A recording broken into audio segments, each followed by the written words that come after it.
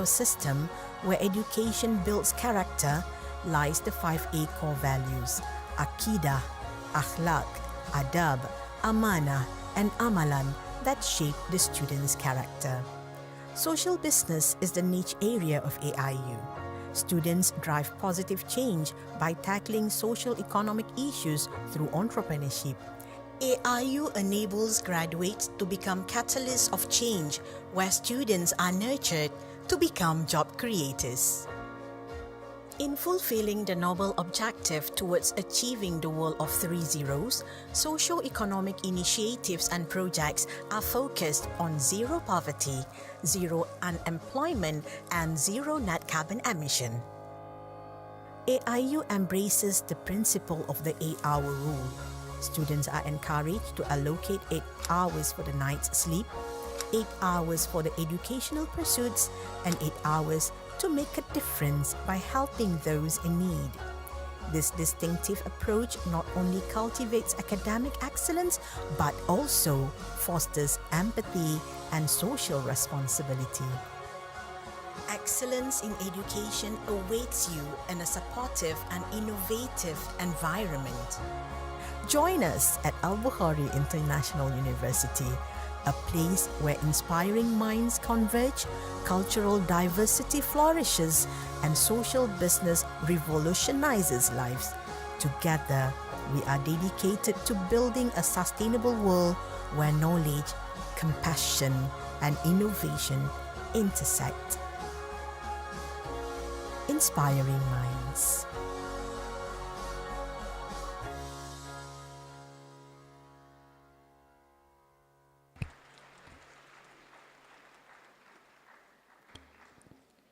Thank you so much for watching the corporate video. And now, let's commence our event today by extending our attentiveness. We are honored to welcome Al-Bukhari Professor International- Dato Insinyur Dr. Muhammad Saleh Jafar, Vice Chancellor and President of Al-Bukhari International University, to deliver the opening remarks.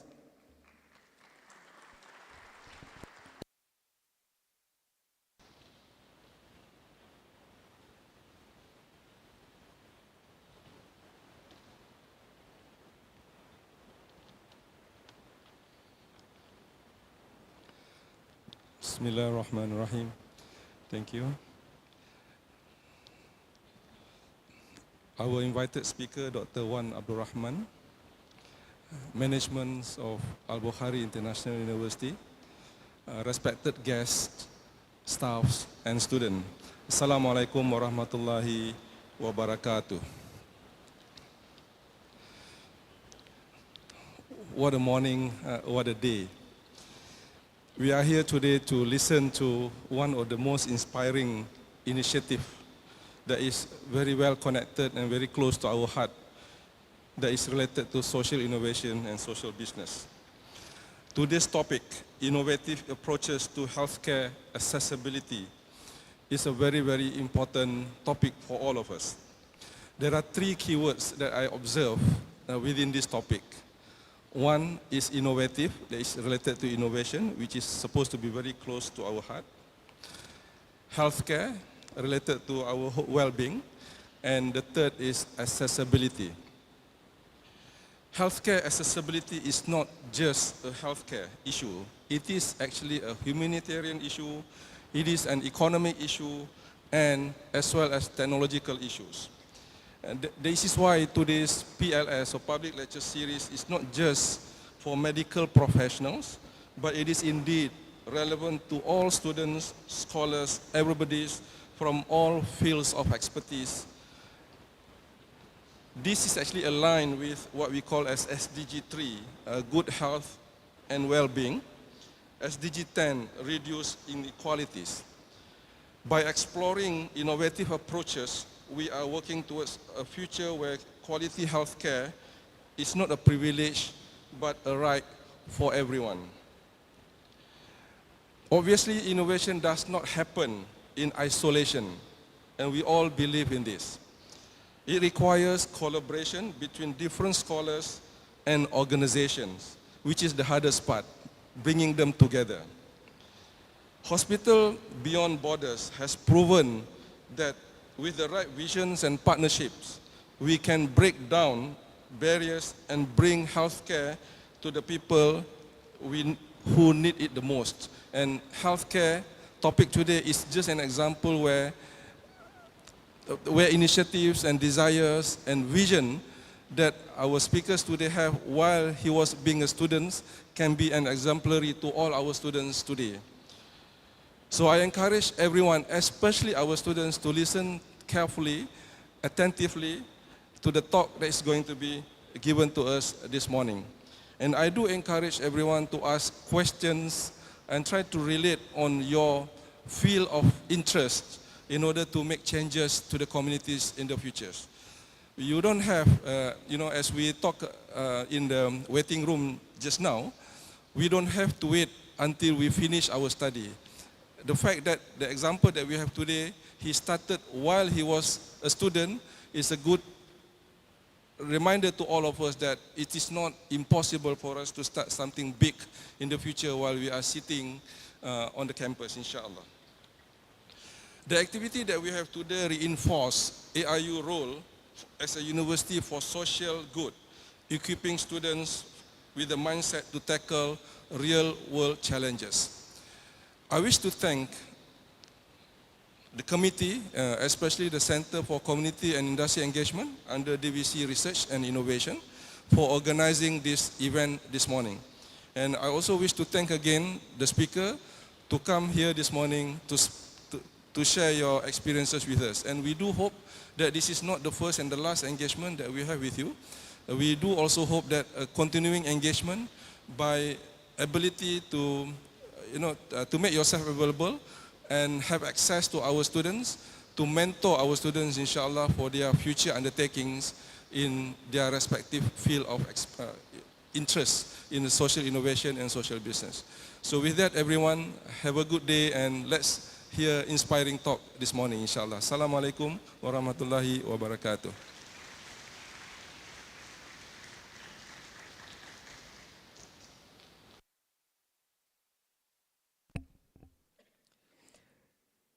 Thank you, Professor Dato Insinyur Dr. Muhammad Saleh Jafar, for the opening remarks. So, Nur, as we have here, we know that we have the external guest coming from College Polytechnic Mara Alostar, Club Thalassemia Kedah, Aurelius Hospital Alostar, Energetic Advantage Sendirian Berhad Dialysis Al-Bukhari, Puncak Perkhidmatan Kompleks or PPK, Sultana Bahia, Hospital Sultana Bahia, and CSR Sugar Sendirian Berhad. Before we begin, I would like to say that today's PLS topic is very interesting and different from the previous ones. I know that we've been talking about social businesses in PLS, and normally the social issues are solved through social business via goods trading, but this time it's different. Ladies and gentlemen, today's public lecture series is unique as we explore how social issues can be tackled through sustainable healthcare and social enterprises. It's our great pleasure to introduce Dr. Abdul Hannan Ibadullah. Dr. Abdul Hannan is a Senior Principal Assistant Director at the Ministry of Health Malaysia, specializing in disease prevention and public health initiatives. He is also the co-founder or HBB, or Hospital Beyond Boundaries, a non-profit social enterprise that builds and operates healthcare facilities in underserved communities in Malaysia and Cambodia. HBB focuses on empowering local communities by involving them in healthcare management, ensuring sustainable services for marginalized population. Under his leadership, HBB has successfully launched several impactful projects, including the HBB Community Clinic in Phnom Penh, Cambodia 2015, which has treated over 2,200 patients from marginalized communities, and the HPP Maternity Health Center 2017, which has provided a safe environment for childbirth in a region with a high maternal and neonatal mortality rates. Dr. Hannan has been widely recognized for his contribution to social entrepreneurship and public health. He received the Young Achievers Award for Entrepreneur of Excellence from Binary University, Malaysia, and was named one of the Legacy Luar Biasa by Astro Oasis for its outstanding efforts in social business and community healthcare. With an extensive background in public health, infectious disease control, and social entrepreneurship, Dr. Hannan has been at the forefront of effort to bridge healthcare gaps through community-driven initiatives. His work reflects a commitment to improving public health access and fostering self-sustaining social business models. Ladies and gentlemen, please join me in welcoming Dr. Wan Abdul Hannan Wan Ibadullah.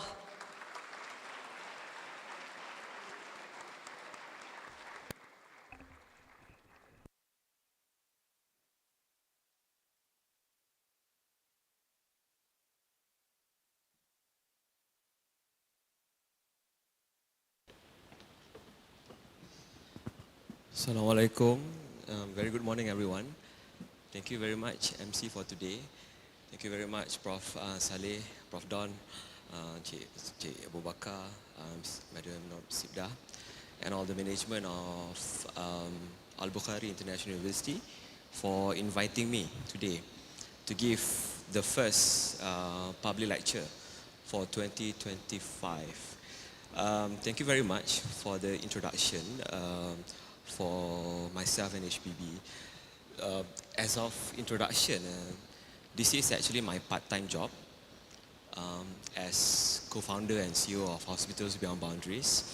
I'm actually working with the Ministry of Health at the Putrajaya headquarters, basically on the vaccine preventable diseases. So that is my core competency within the ministry. So this is rather my part-time job, which I enjoyed the most, and hoping that at the end of the lecture would inspire students here. If you have any idea, you should just start. You cannot wait until you become a specialist, then you start. No, it's not going to happen.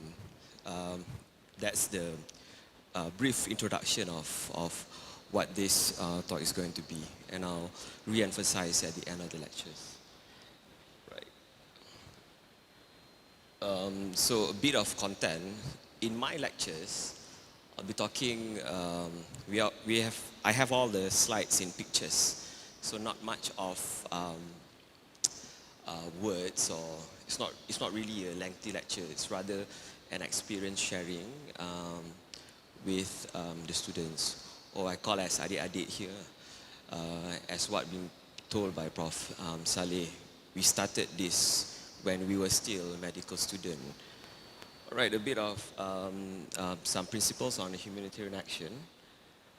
So basically, humanitarian action is the act of providing material assistance to the people in need, those marginalized communities, provided during famine, drought, and natural disaster. When it comes to medicine, which our core competency addresses the human consequences. Because of such conflict and disaster, your health is very much compromised. In that sense, that put everyone at risk within the population, and I'm a public health physician. My concern is towards the health of population. We have seen this happen during pandemic COVID-19. When such pandemic happens, so that's when people see the importance of public health. That is the preventive medicine. What people used to see is what happened in hospital. So people go to hospital when they seek for treatment. But prior to that, it's always important to prevent disease from happening. So as much as we could, getting all the healthy lifestyles, preventing you from getting all the NCDs like hypertension, diabetes, or rather any communicable diseases we have is vaccine preventable diseases. So those are the preventive measures. When that things is compromised, that is when you see the collapse of hospitals. So we're very much dependent on one another. So what happened within the hospital and what happened outside the hospital compound is very much dependent on one another. Whenever a hospital is compromised, public health will be compromised. And whenever the public health system is collapsed, that's when we see disaster happens. That's when you see what happened during COVID-19 pandemic.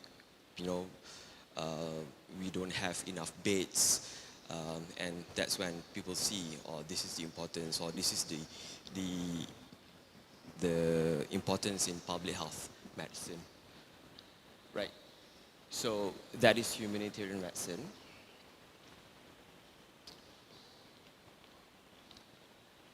So the principles, there are 4 principles in humanitarian principles endorsed in the General Assembly in 1991 and 2004. Humanity, impartiality, neutrality, and independence. So basically, neutrality means actions do not take sides in hostilities. It is not guided by political, racial, so regardless. So we are all one race, human race. So in that sense, no one is above the other. We are all the same. We have the same blood. We have the same race, which is a human race. Humanity, suffering addressed wherever it is found, protect life, dignity and health by ensuring respect of human beings. And it is independence of political or economic military objectives held by others. And it is guided on the basis of need alone. All right, so these are the 4 core principles of humanitarian medicine. So bringing this topic, I'd like to invite everyone to see what happened in the last 50 years, in the year of 1975 to 1979, because our hospital, HBB, is built in Phnom Penh, Cambodia. Can I see a raise of hand who's from Cambodia? Anyone from Cambodia? Right, I see one. Okay. So the hospital is built in Cambodia. So what happened in Cambodia back then, they were invaded by Khmer Rouge, which imposes communist principle. Everyone is the same.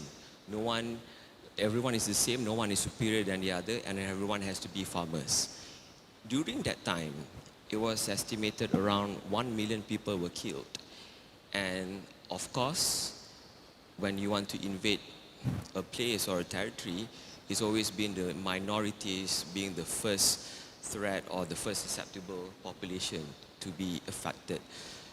So I'll be talking a bit more on this minority population. But then, during this era, it's around 1 million people were killed. And if you go and you wear spectacles, it shows that you are brilliant. So you're gonna get killed. So they killed doctors, they killed teachers, they killed engineers, and forced everyone to become farmers. So that is what happened. And those minority people are the ones who are very much affected, and they do not want to progress. And these things just happen.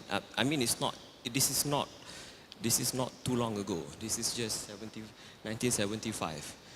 And there's a lot of people here yang born in 1975, 79, so they're still living. So those people who live within this era still have that mentality that they could not grow or progress because they were afraid that the same things would happen for their own population. So these are the majority of Cambodian are Khmer, but the minority are the Cham people. If you go Malaysians, if you read our history, we always see within the textbook of history Melayu Champa people. So we are sharing the same background. So those are the minority, the Cham people in Cambodia.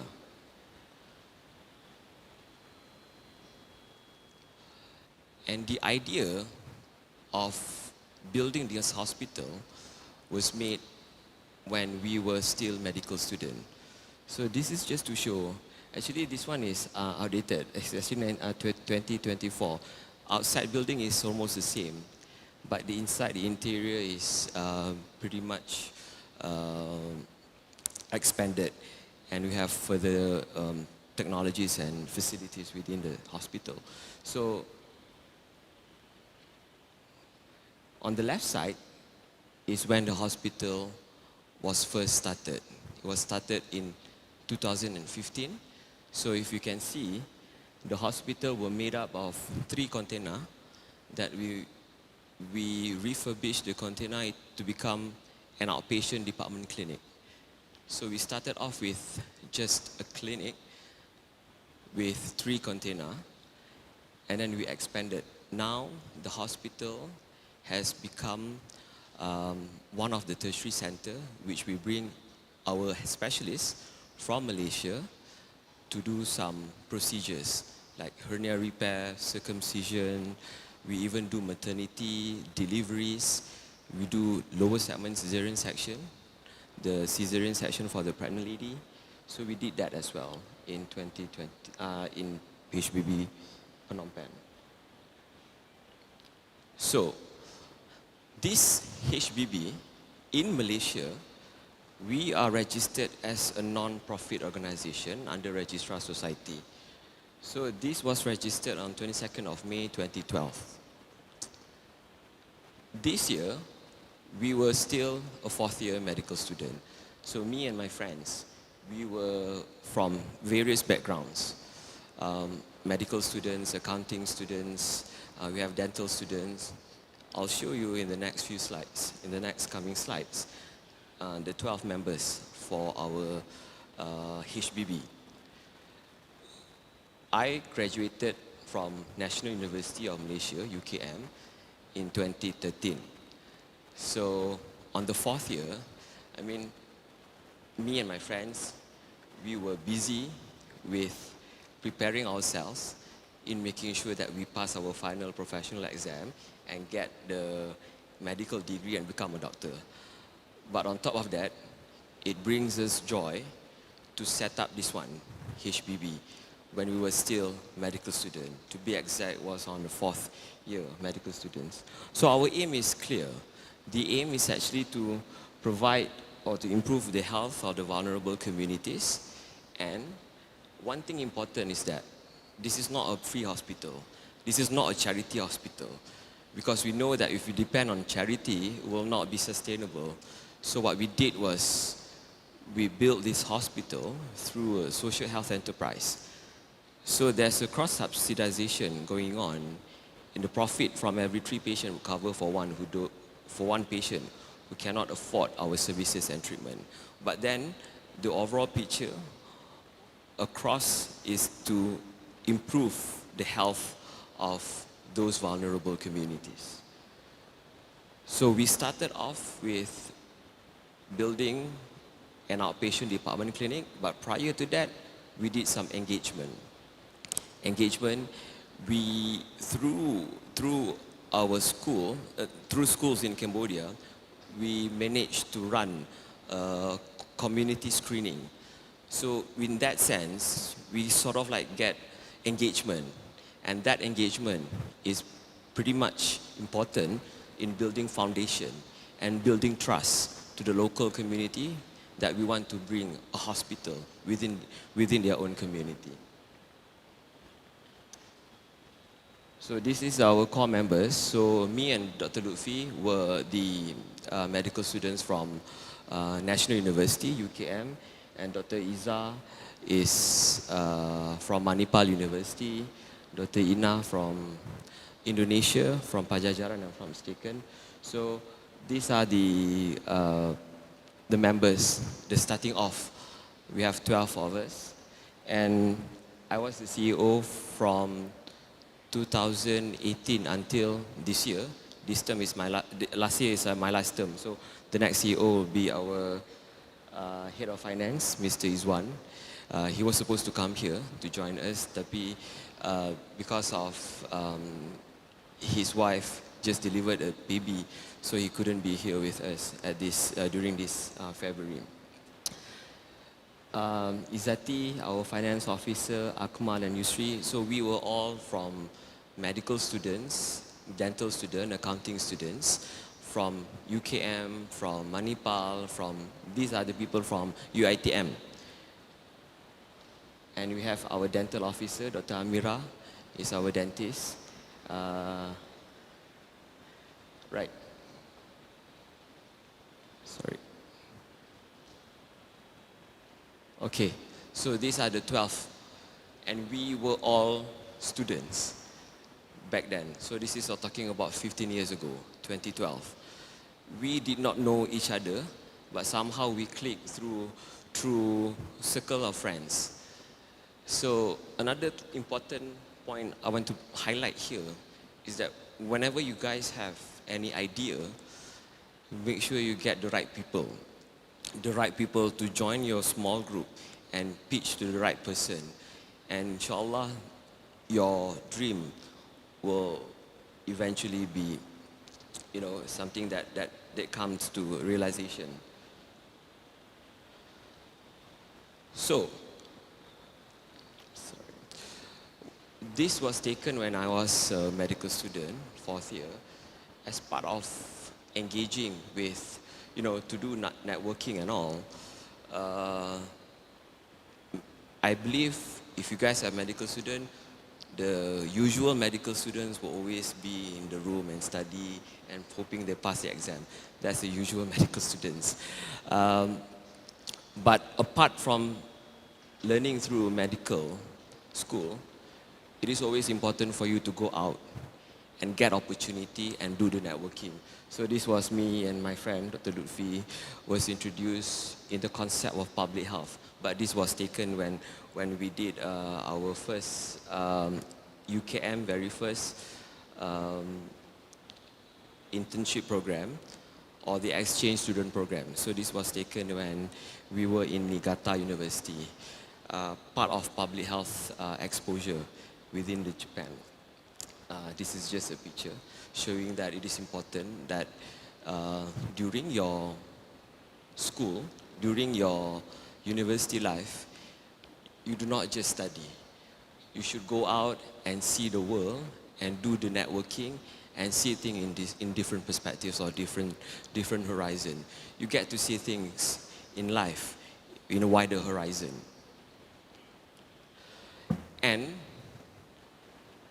this was the exact idea. Very, very young at that time. I was 4th year. This one is 4th year. So this was taken when me and Dr. Lutfi, we were in Mumbai, India.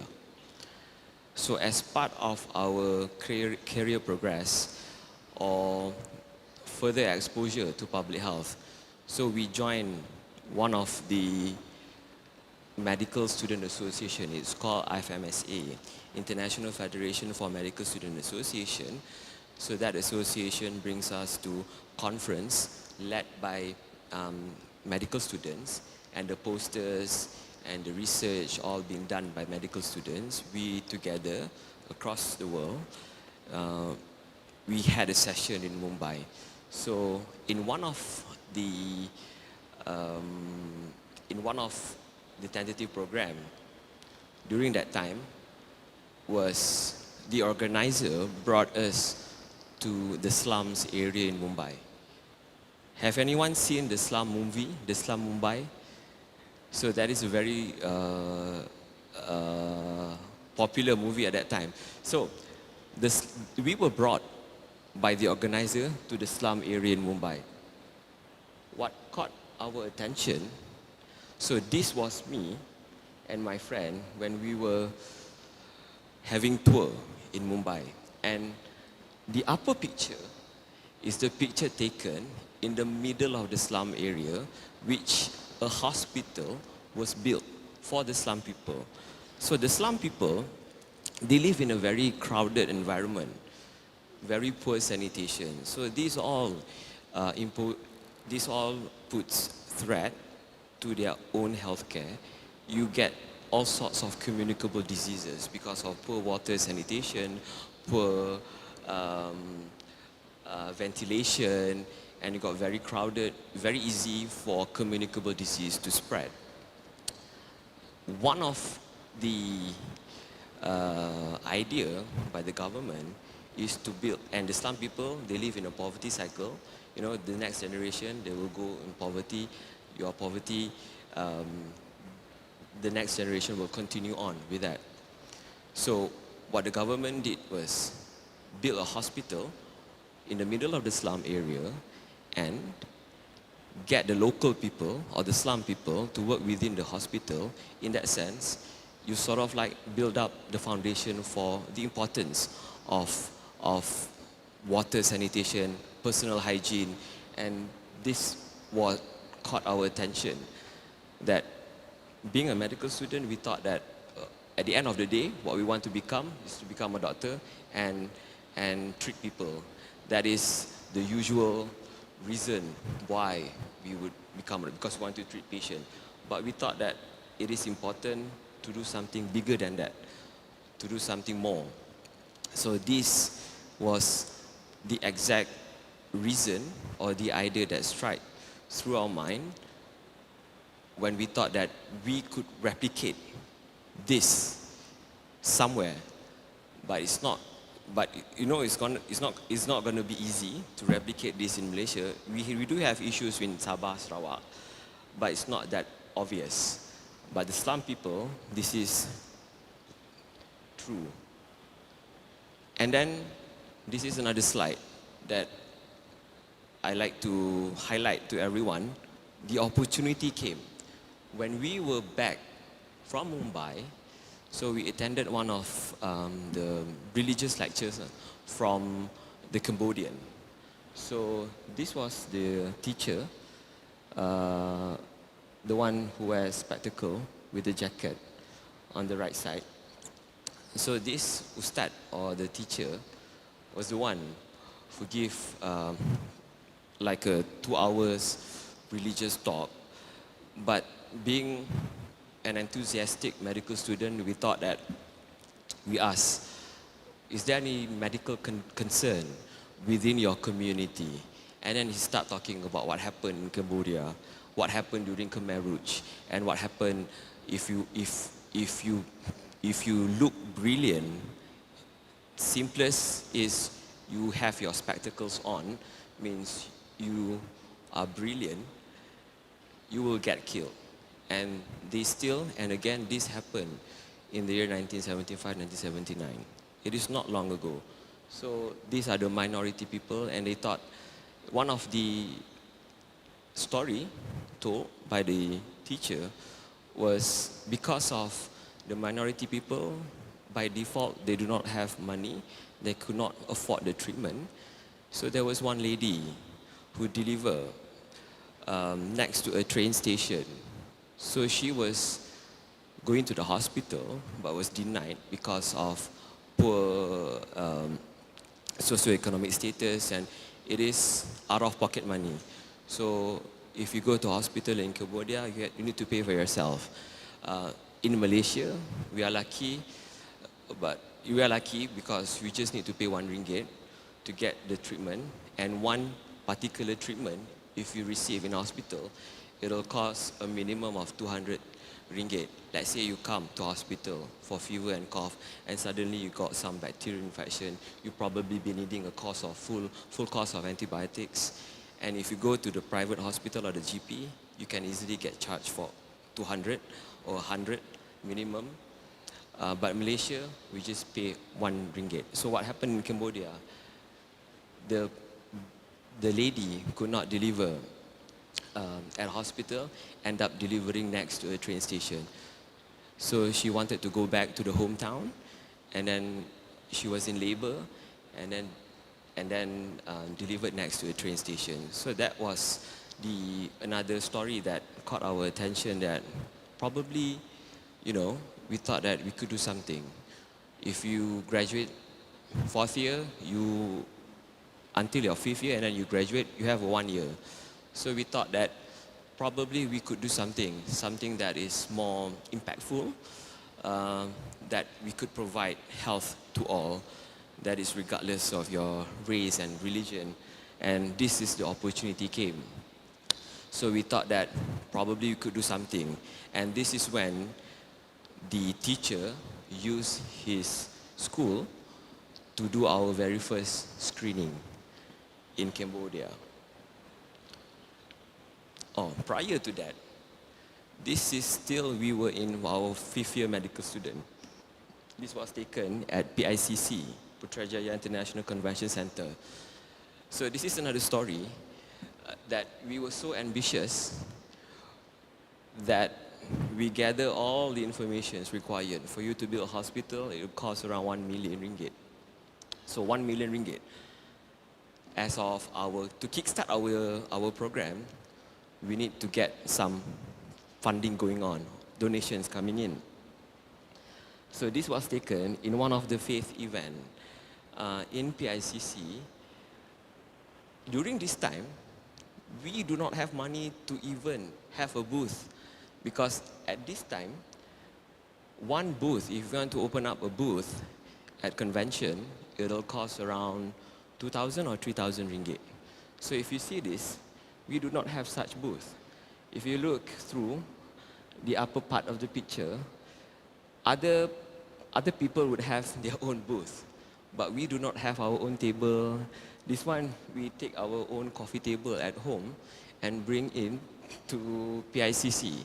And we asked the organizer if we could slot in, just in between the booth, so that we can have our own coffee table and our own donation box. So we started this to help us build a hospital for the Cham Muslim in Cambodia. And the donation box is DIY. So we made it our own and get our own coffee table, print out flyers, and this is our very first donation activity in Malaysia. And with this, we managed to get around 3,000, just enough to cover the booth. But the organizer was kind enough to not let us pay for the booth, because he promised you can just put your booth in between. So this was our first donation. With that 3,000, we were excited. But 3,000 to 1 million, 3,000 to 1 million, how long do you think it will take? It will take forever to 1 million to get that. This is my personal story. With that 3,000, we thought that, you want to build a hospital. You want to create some impact, because what you want is you want the hospital to be up and running by the local communities. We will not get involved with your own operation, the local operation, but we will give some technical inputs and advices. So prior to having that physical building infrastructure up and running, so we thought that it is important to start small. That is, we start small with just a health screening program. So this is our first health screening program in Cambodia. We bring in specialists from our colleagues from the ministry, and this is when I met my wife. So in the middle is my wife. So my wife was the volunteer in HBB. She was our first volunteer. So this is when I met my wife. So we were both doctors. She's a family medicine specialist trainee. So this, our very first community engagement. You see, if you have an idea, that idea is so ambitious, some people would thought that it is impossible. It is impossible. You are just medical student. You thought that you are so ambitious. You thought that you could come up with having a hospital. You should rather wait for you to get your specialist training done, get your recognition as a specialist, and then you will be able to build that. But we did the opposite. So we defied that. We thought that, that is your thinking on this thought process. You need to wait. But rather, waiting is just atrocious. So you don't need to wait. When you have the idea, you start small and start engaging and build the foundation. So when we graduated from medical student, it took around 3 to 4 months, I think, to go into hospital and start our housemanship. So at that time, me and Dr. Lutfi, we went there for 1 month. 1 month period to be in Cambodia, in Phnom Penh. That is when we went to Siem Reap, we even went to Bangkok through buses, just to get the overall picture and start engaging with the local community and telling them that, this is what we want to do for your local community. That is, we want to build a hospital that your own community will be able to be as part of the operation of the hospital. We will provide technical input and advices, but the hospital is yours for you to develop and for you to get out of your own poverty cycle. So this is what we did. We did the health screening to get the engagement up. And it is important. From this health screening, even we get some basic idea of what is the health population, the health picture for that particular population. And then 3,000 on the first donation run, and then to get to 1 million, as I told you, is going to get very difficult, and we won't be able, until now when we don't have that 1 million, even you go for donation, unless you go for big funders, but we're pretty much using individual donation, and with small amount, this cost around, I think around 300,000. That we modified container. So we have 3 container, and we start doing our first outpatient clinic or the mobile clinic. So the Hospitals Beyond Boundary sticker was printed out in Gombak, back in KL. So we have all the volunteers. So this was very momentous moment. We did not think that it would happen real soon. So after 3 years of donation, we start in 2012, and then we wait until 2015. That is when we had some money and modify whatever we have just to get the infrastructure up. All right. So this was our very first. It is. If you look on the second picture on the bottom, look through to the end. It was all open space. Now, the building, the surrounding has developed. There's a lot of buildings up, premises up within the locality. So this, and then if you see in the front, the one sitting in the front, wearing HBB volunteer T-shirt with a stethoscope around. So that one is Mr. Zainal and Professor Dato' Lokman, ENT surgeon from KPJ. So these are the two key person to help this up and running the hospital. So these are the key person in helping making HBB a realization. So this was officiated by one of the officials, and if you see, the teacher was there, the one, I cannot point out. Okay, you cannot see. So the one, okay, this one is the teacher, and if you see this one is My Harapan, Nini. So Nini was there during our officiating ceremony. So this was when we officiate our very first outpatient department clinic, and it's a very humble, it's not really luxurious sort of like big event. So this is very small event, but we do get the key people in for the officiating ceremony. So this was taken. So this is how it looks like back then when we were the hospital were up. No, this the clinic. The clinic were up. This is how it looks like at night. In most of the days when this building was up in 2015 until 2018, 2019, we will always bring volunteers. HBB, we will conduct. At that time, I did my housemanship as well as did my MO-ship at Kuala Lumpur Hospital, General Hospital, HKL. So we take our time off or our own annual leave to help to do these volunteering activities. So what we did, usually we take Friday, Saturday and Sunday. So 3 days, 2 nights trip, we will bring volunteers in. That was in 2018, when we were still young. We can manage, you know, even though you're going through housemanship, but you still have some time to do these volunteering activities. So this is how it looks like.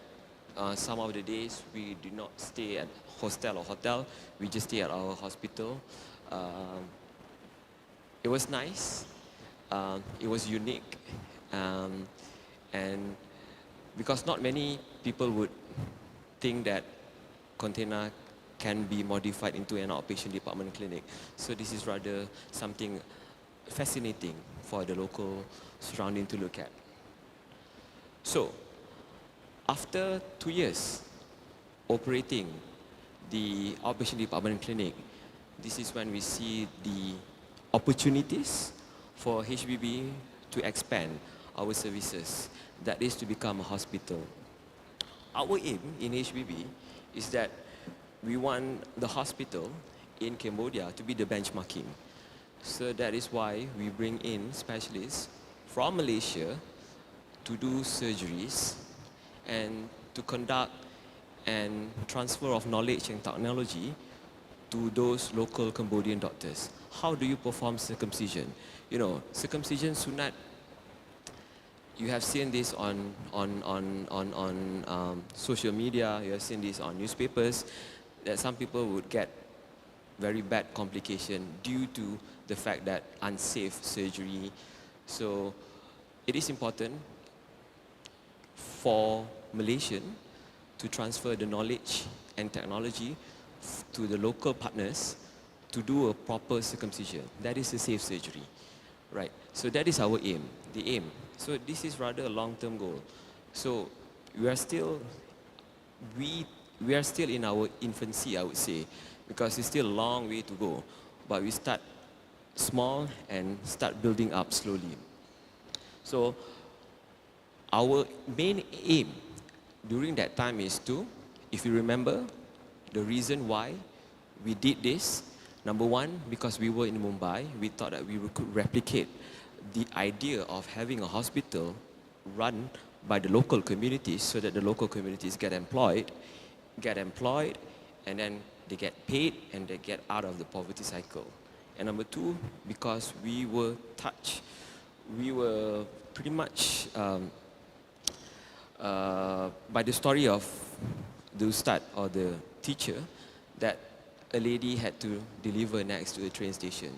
So the aim at that time was to build a maternity center because we want to provide a safe delivery that if you are from the poor socioeconomic status, it does not deny you to get a proper surgery, it does not deny you to get a proper treatment, it does not deny you to get a proper health care for your own longevity.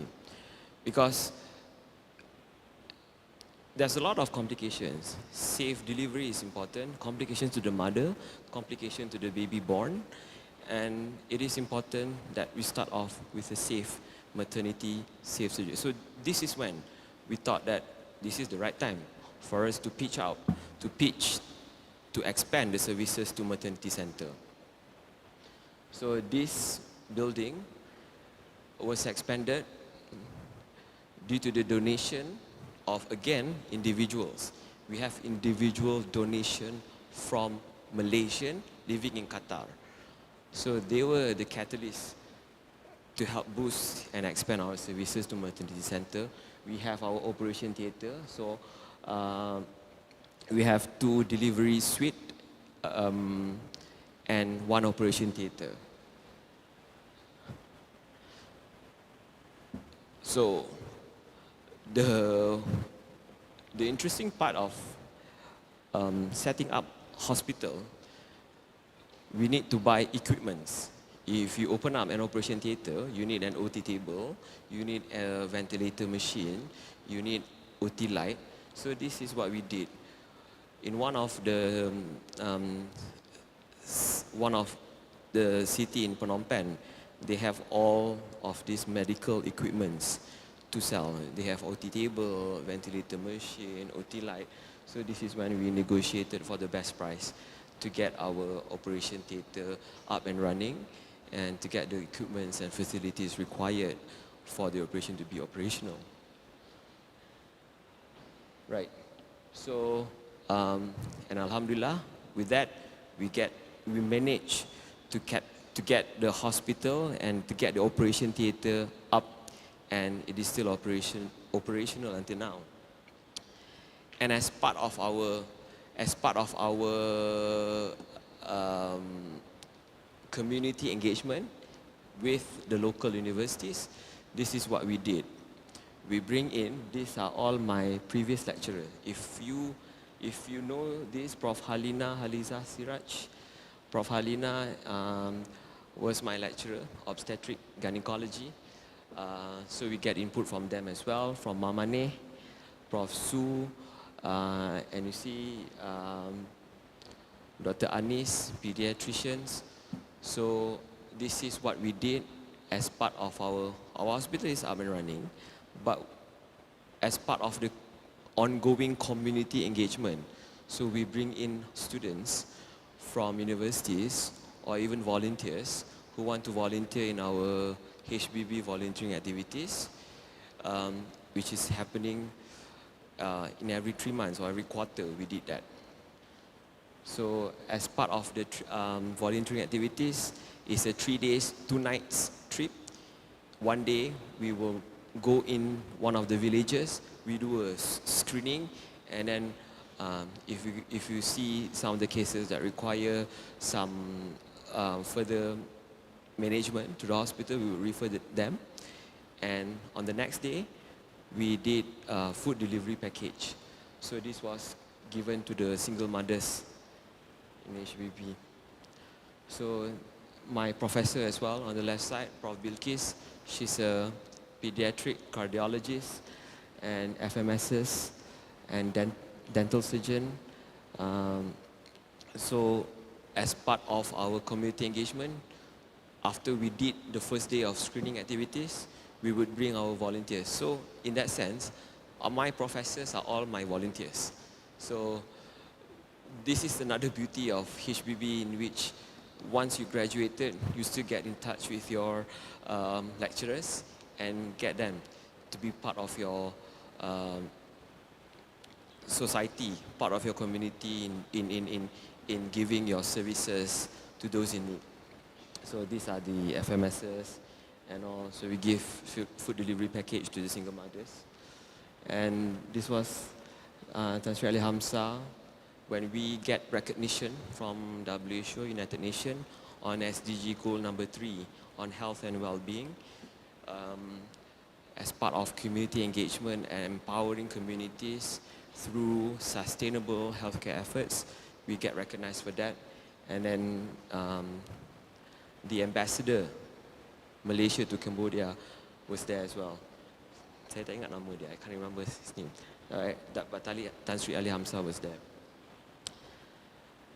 So again, it's a maternity center. This one we bring in Dr. Nasuha, also a fertility specialist from Ministry of Health. I think she's now in Terengganu. So we did a training on basic suturing skills for the nurses and the doctors over there, and get certificate for that. So part of our engagement community, again, what I told you earlier, that eventually what we want is, we want to bring, we want to transfer knowledge and technology, and that is, the aim is to become the benchmark for hospital services in Cambodia. This is another interesting story. We did circumcision. We were invited in one of the VIP to perform a circumcision. So this circumcision was performed on a coffee table at his house and Dr. Roli was there at the back. This is our regular specialist, Dr. Sharis, pediatric surgeon from Avicenna Hospital, Shah Alam and Prince Court Hospital, and Dr. Mafitz from Sunway Hospital, anesthetist. So these are the key person who always bring in volunteers to perform circumcision, and we need to get some operations done like hernia repair. So this is operation theatre. When I go there, I would assist. This was assistance through Mr. Sharis. Mr. Sharis was performing hernia repair. I was in front of Mr. Sharis, assisting his surgery on this. These are the OT table, OT light that we brought from one of the city in Phnom Penh. And Dr. Mafiz was there. So this is our humble operation theatre. Very small, but it is very useful. And we perform lots. We perform lots of procedures. We even, I can't remember one of the procedures, but I can't remember the layman term, but it's urolithotripsy. Okay. Post-circumcision, we do rounds, and this is just, as part of this is what we do, and documentation is important. This is part of our documentation that we share with our funders in Malaysia and in Qatar. So circumcision, do the rounds. This is our baby number 5. So we have babies been delivered in HBB. I think the oldest one is now, I think around 8 or 7 years old. So this is our baby number 5, born, delivered at HBB Phnom Penh. This was our previous team, but now we have expanded the team to 15, and all of them are paid. All of them are Cambodian, and they're very happy with HPP. So this is how it looks like now. The current hospital, outpatient department clinic. We have lots of patients from across socio-economic status. We invite those who could pay for the services to get the services, and we make sure that services we deliver is the best services. So this is how it looks like. Pretty much macam kat KK Malaysia, but so this is the hospital. So this is some of the inspiring lectures invited. I was given the talk to give Super Doc at Mara. This was in Egypt. This one I told Mr. Abu Bakar and Datuk Prof. The gelandangan, the homeless people. So we did also activities within Malaysia. So on the bottom part is the homeless center in Kuala Lumpur next to Sogo shopping mall. So we did that before pandemic. We did that once a month, every Thursday. In these activities, it is quite interesting to see how a person becomes homeless. Sometimes it is shocking because some of the homeless people are those with very good educational backgrounds. Some of them are lawyers. It is. So when we did this was collaborated with other NGOs. Soup for the kitchen, I can't remember something, but with My Harapan as well. So we did this. This one is a Young Leaders Award. We get awarded for social entrepreneurship, and then the young leaders through the recognition of Hospitals Beyond Boundaries. In fact, we did have some invitation. If you see on the right side, is the 48th Secretary of the United States, John Kerry, invited HBB to give talk on HBB. So he's very tall. This was taken in Thailand. So it's actually SAP, the system, SAP by Bill McDermott, invited HBB to give talk on this, and we deliver the same like I'm giving now, something similar. So such recognition HBB has had for the last decade. It's just humbling to have this experience. So with that, it is important to bring up your university's name. I hope Al-Bukhari University will get this recognition as well. Some of the alumni students will start giving, start something small, something that is, you thought it is too simple, but simplest thing goes a long way. It requires you to build a better foundation, a stronger foundation, to build a greater impact towards the local community or the international community. So we had a COVID-19 seminar. This is to tell everyone that not just we do things in Cambodia, but we do things as well in Malaysia. So this is part of the webinar during HBB. So,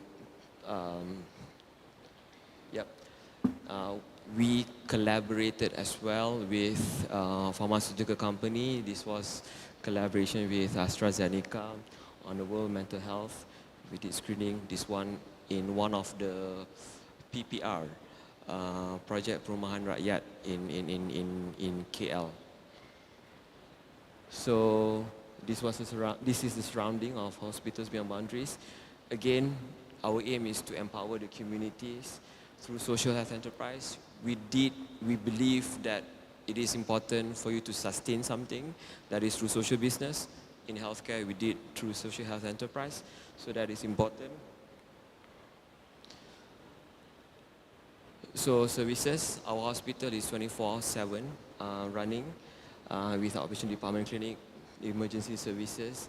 We have 20 beds. We did surgery, pediatrics patients, as well as obstetric and gynecology.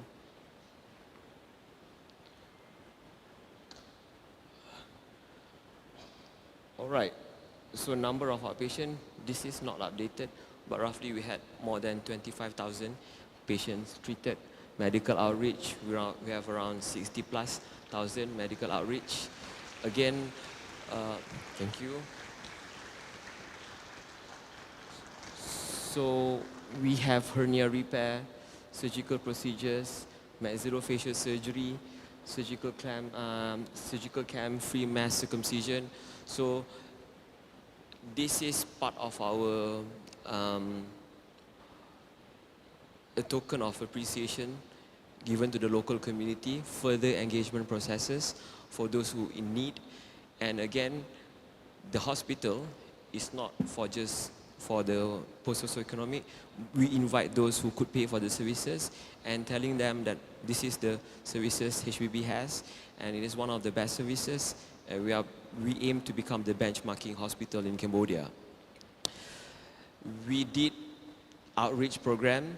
The team in Cambodia, in every week, you go for certain villages and you go and see who are the population required, to get that free services. And right. So I think that's all from me. If you guys have any questions, I'm more than happy to answer. Thank you very much.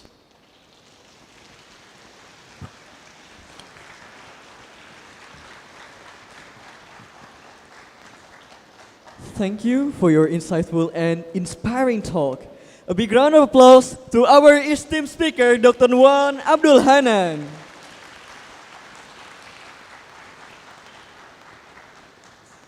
Wow, Nur, we get to know to his long experiences in humanitarian action.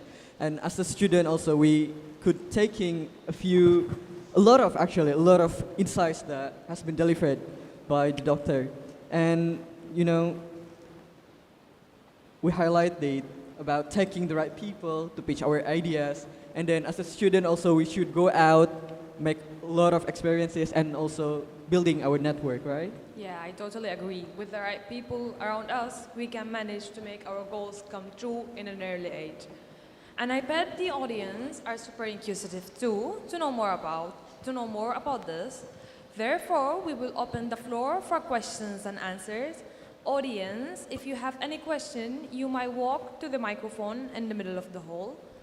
If you have question for the students in level 2, you might come down and ask on the mic.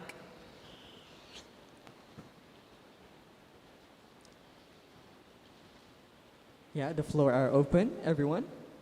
If you have any question, you may speak out. Dr. Ammar, you might walk to the mic.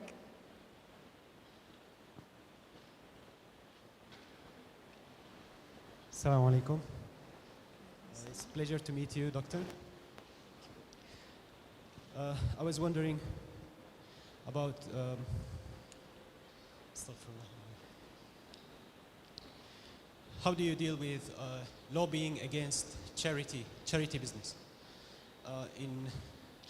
In Misr, there was a hospital founded by Dr. Salah Atiyah, Allah yarham, and he was providing very good health care, basic needs for the people who don't have access to it. And soon after, eventually, got seized by the government for various reasons. And obviously, it hurts the commercial hospitals. My second question, if you allow me, how do you deal with the variation or the difference between traditional medicine and the commercial medicine, I would say? The one that is based on eliminating symptoms only, that is not actually treating, which is what we study, or this is the common medicine. Thank you very much. Thank you. All right, thank you very much. For the first question, if I could understand the question correctly, in terms of the charity hospital, as well as, so we thought that if you have billions in this world, you could do charity that is non-exhaustive. But the aim for HBB was really to empower the local communities, because we thought that that was the gap. That was the obvious gap within the population, that some of them would rather not progress because they thought the same thing could have happened for the next generation. And for that, it is important to build a stronger foundation that is not depending on charity, but rather to build a business that is sustainable, and as well to get the people who could afford the services. So in terms of the charity, yes, it is a noble work to do a charity, but in terms of sustainability and long-term running for that operational of the hospital, we thought it's not going to be sustainable. So rather to help them is to provide them to be self-sufficient, that is to improve and get a stronger foundation. In terms of traditional and the modern medicine, so what we did in Malaysia, we replicate. So whatever we are very much conventional. Some of the traditional, like herbs and all, it is proven to have some effects, but it is not proven through scientific evidence. Because if you just, for instance, if you take herbs, you do not know how much active ingredients if you take just one particular herbs. So it has to be a precision and calculative medicine, that what we give to the local community is we give the modern medicine. If anyone has a preference for the traditional medicine, just like what practice in Malaysia, you just go, but it is at your own risk. So we're still very much on the modern medicine. That is the scientific evidence-based practices in medicine and precision. Yep.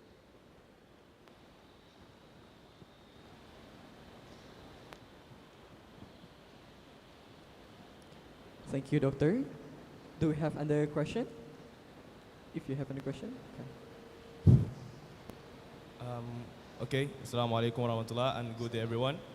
Thank you for your inspiring speech that you've just delivered, and it has actually inspired us to think, whatever idea you have, just try to act upon it. So, but my question regarding this is that, first of all, when you wanted to start this initiative back in 2015, did you have it in mind that you want to do a social business, or you just started it based on the problem you discovered? That is one. The second thing is that now, currently, because you mentioned that you had the support of some sponsors, some people that to fund the initiative to get some things. Currently, because it's actually a business too, and those people you are serving, okay, so currently, how is the business or how is the company sustaining itself? What kind of model are you using to fund the company to get some other facilities like that?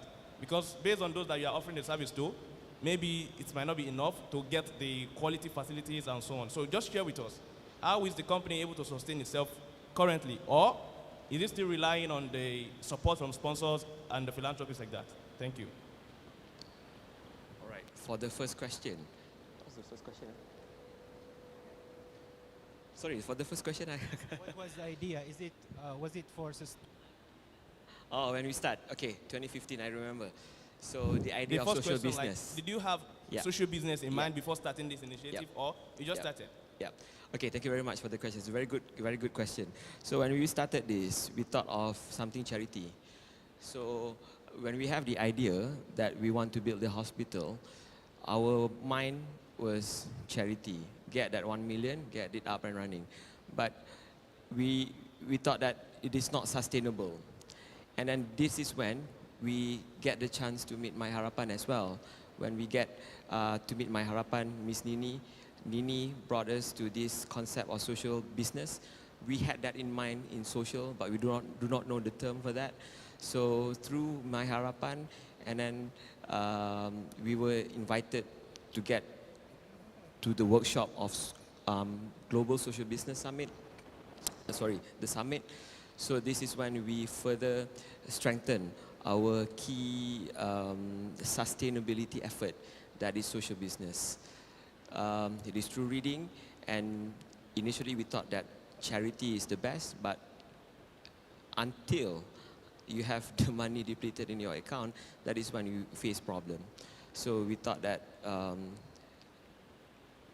that is how businesses survive, is through businesses that is profitable, and the profit goes back to the expansions of the services, right? In terms of expanding services, company and all, just recently, last 2 weeks, we had MOU. This is the first baby step with Avicenna Hospital, Shah Alam. We had a discussion, signed MOU with Tan Sri Wahid Omar to further expand the services. And yes, we do need that funding. The current funding is not really, last time the funding was to make sure that the hospital is operational. That is, we pay the salaries, the services, but now because of the profit, it goes down to just 20 to 30% requirement for the donation just to top up the operational. In some of the months, we do not even need to top up from the charity. So that is when we get the charity donation and get the services, get the best equipment. But equipment in medicine is extremely expensive. That is when we would require collaborations or MOU with big hospital. The first step is we are currently with Avicenna Hospital in Shah Alam, led by Tan Sri Wahid Omar, to further expand our services to get the best. We do not have MRI, CT scan, because you see the hospital is very small. In some of the cases which require CT scan or MRI, we will refer to the tertiary center, which has provide better facilities. But we will get to that soon, inshallah. But as part of that, yes, collaborations with company. So this is we just did that in hope that we could expand the services and really get the best equipments to treat the patients better. Right. Third question, you might go ahead. Good morning, ladies and gentlemen, and assalamu alaikum wa rahmatullahi wa barakatuh. I'm Shabir Ghafari, and I'm from Afghanistan. Thank you for the inspiring talk. We learned a lot, and I hope everyone gained what I gained. Since the theme of today's talk is innovative approach to the healthcare accessibility, and we are in technological or AI's era, my question is, how can AI help make healthcare more accessible, especially to the places or people who are in need of in rural areas? And what potential risks or threats should we aware of, if there is any? Thank you. Yes, that is a very good question. In terms of the technology and all, the AI, this is another big opportunity that we currently in the midst of exploring that opportunity. But really AI, so in medicine, this is my personal thought on this. So we have AI that could help us sort of like treat patients better, but we have also the human touch, the doctor's human touch. Sometimes, if you sick, you get to see the doctor. If the doctor treats you, talks to you well, treats you, you have healed probably 10%. So that human touch, that still is required in medicine. But this is rather my personal opinion. AI is extremely beneficial in precision medicine. If you get, for instance, if AI could provide some data on that particular population, let's say if you go for outreach program in one of the community or villages, and through AI you've managed to sort of like see an overview of what is happening within the population, within the community. In that sense, you are pretty much prepared if you go in to do the outreach program. So AI is extremely beneficial in that sense. But then again, it should be coupled with the human touch, the medicine, but it helps in terms of operation. We could explore on that, but we are still exploring that. Right.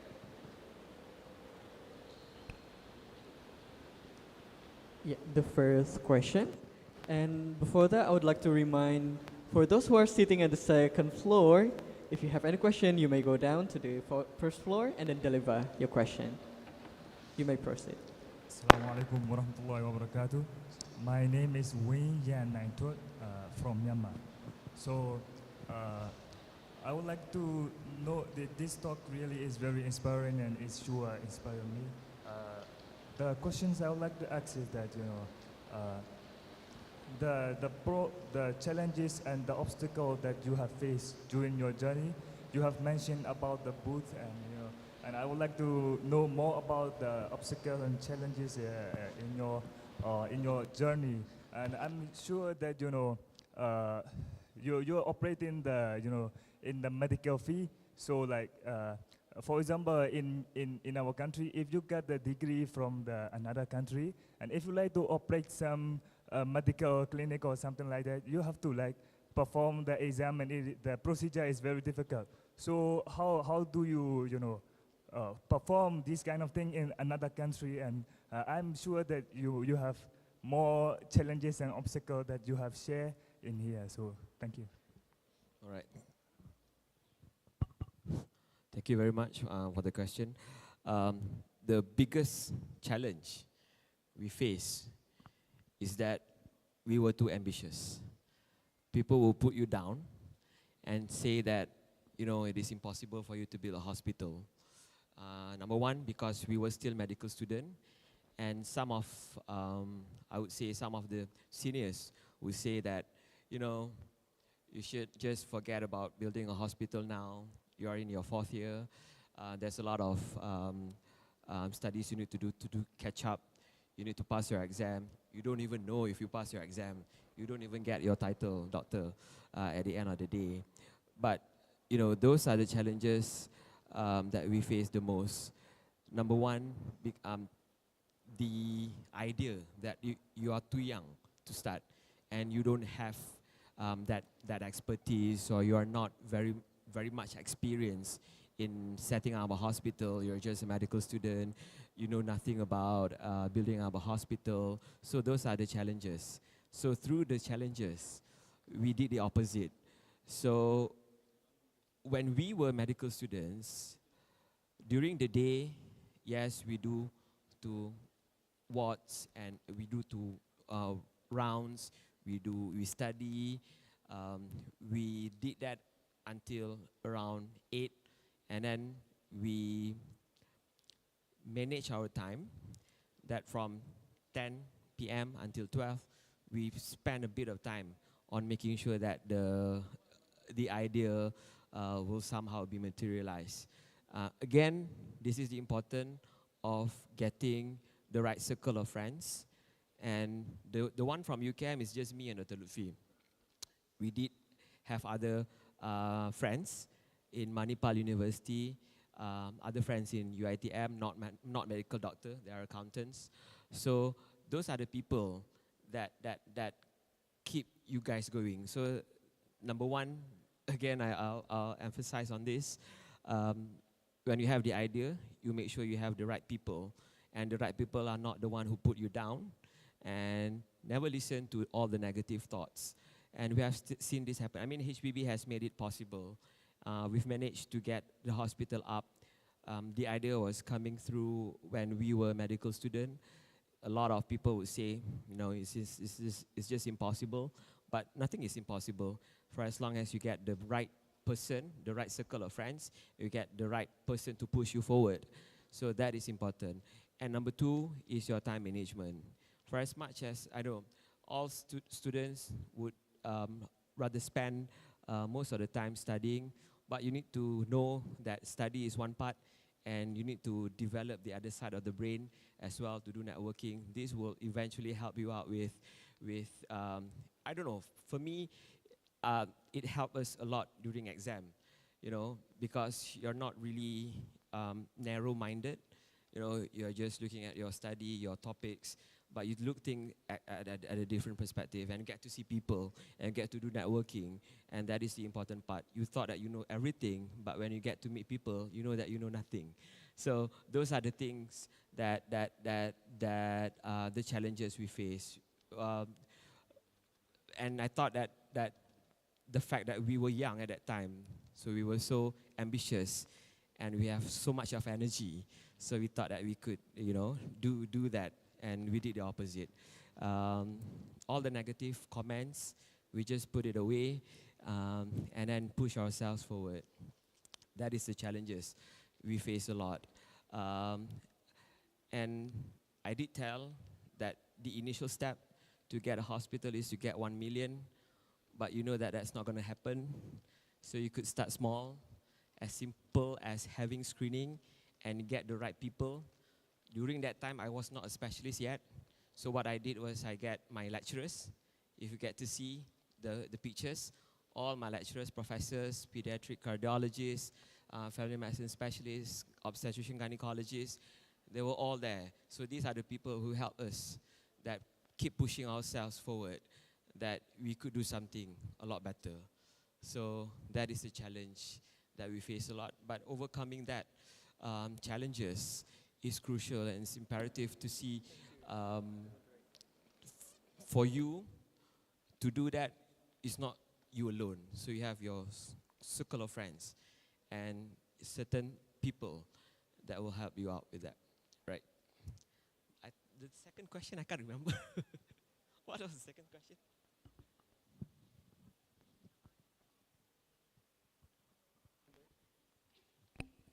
Yeah, any other question, everyone? Yes, please. Dr. Wan, hello. How feasible you think the idea is to have a team of public relation representing you, maybe getting quotas from commercial hospitals, since they are established and they have advanced facilities and they are all over the geographical locations where a lot of patients will be scattered. How feasible it is to get them to at least dedicate some of their operations for those in need as part of their CSR or something? Yep. So that is another good question, but that's pretty much on individuals. As what we have at this moment, is we have Dr. Sharis, and we did have MOU. So Dr. Sharis is pediatric surgeon working with the private facilities, working at Avicenna and Prince Scott Medical Center. So he pulled up his own team. So he has some anesthetists who have the same mindset or the same thought that, because if you work in private hospitals, specialists are independent contractors. You are paid the moment you are working at that particular day. So in order for you, if you're on leave, you're not going to pay for that particular day. So in that sense, it's sort of like giving the expertise to those in need. So providing that, taking leaves in 1 or 2 days, probably 3 days, in 3 months or in 6 months, you go out and give your services. Give your services to those in need. So again, this all, you need to find the right people. Not everyone would, this is just speaking personally from my personal experience. Not everyone would go for, let's go for volunteering activities. Some people will not go for that. Some people would rather just, I just spend my time at home and sleep, or just do my things I like. But we have that people that sort of like have the same mindset for you, with you, and getting that in within the circle is important. And eventually, like what Dr. Sharis did, eventually the same people, and even we had few trips with Dr. Sharis, and every trips there will be a new person joining in. So in that hope that eventually this whole process would expand and get more people to do the voluntary activities. I mean, you have your expertise. For Dr. Sharis, the expertise is to do circumcision or do pediatric surgeries to kids. So those are the expertise that he has, and he aimed to transfer the knowledge through the free surgeries and free deliveries at HBB Cambodia. Now remember the second question. The second question on the establishment of the local private hospitals. So it is important, number one, just to clarify here, that I want to emphasize here that Malaysia, HBB, is registered under Registrar Society. So we are an NGO, but we operate as private entities in Cambodia. So we have our license renewed, I think every 3 years or 5 years. We renew the license every 3 years, operating at private facilities, and those doctors are the ones who registered the clinic.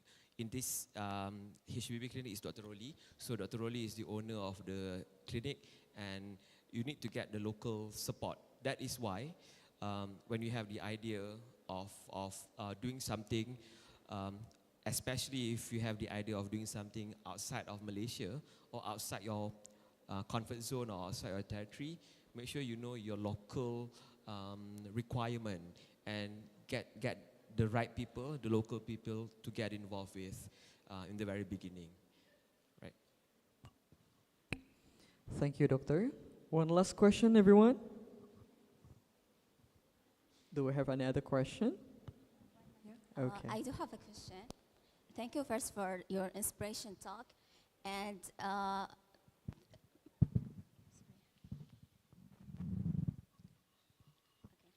so you did mention that you have a pediatric cardiologist as your team.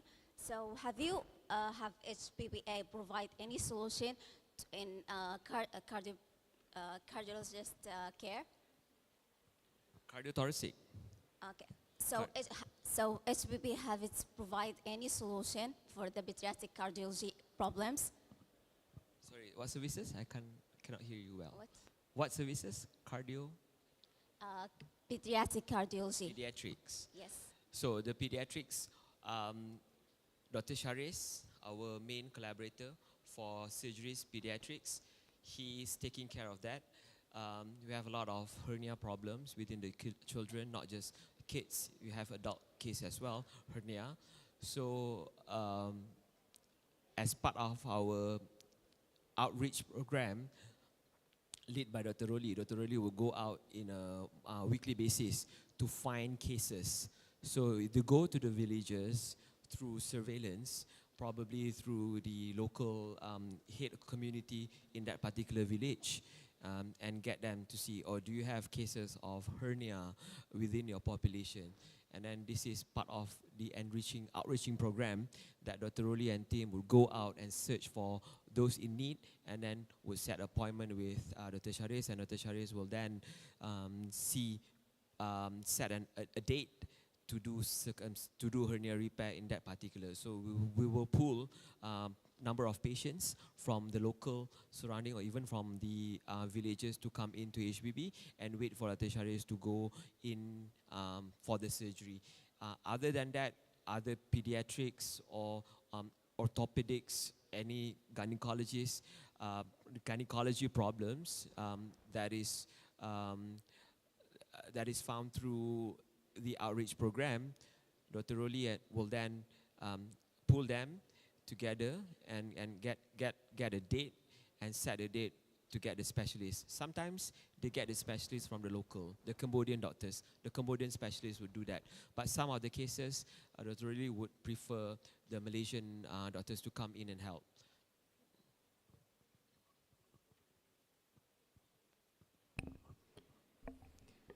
Thank you for your insightful and inspiring talk. As a token of appreciation, we would like to present a gift to our esteemed speaker. We invite Professor Dato Insinyur Dr. Muhammad Saleh Jafar to present the souvenir.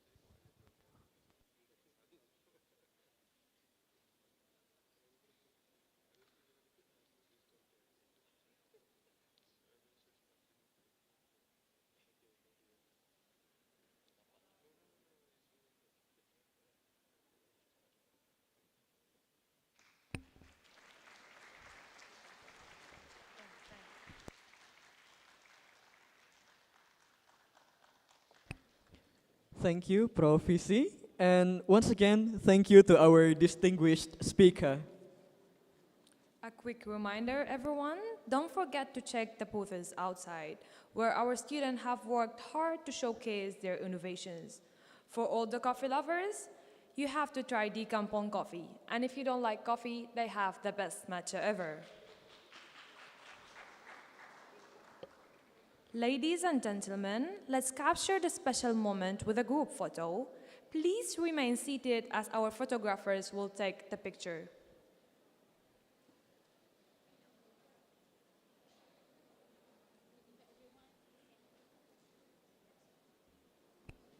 Can you please move to the center?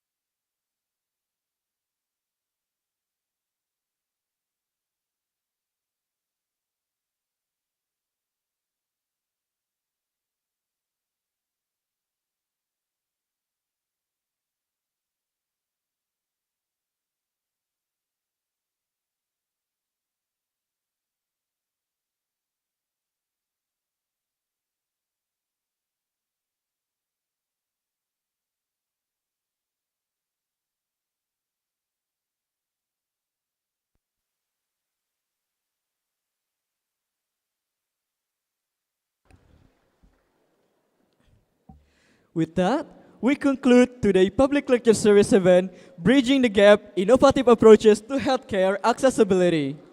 Thank you for joining us, everyone, and for those watching online, we appreciate your support.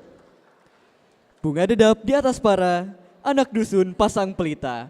Kalau tersilap tutur bicara, jemari disusun, maaf divinta. Buah rambutan untuk dimakan, simpan sedikit, Pakcik Siti. Salah dan silap harap dimaafkan, ada judo, berjumpa lagi. Goodbye and see you at the next PLS.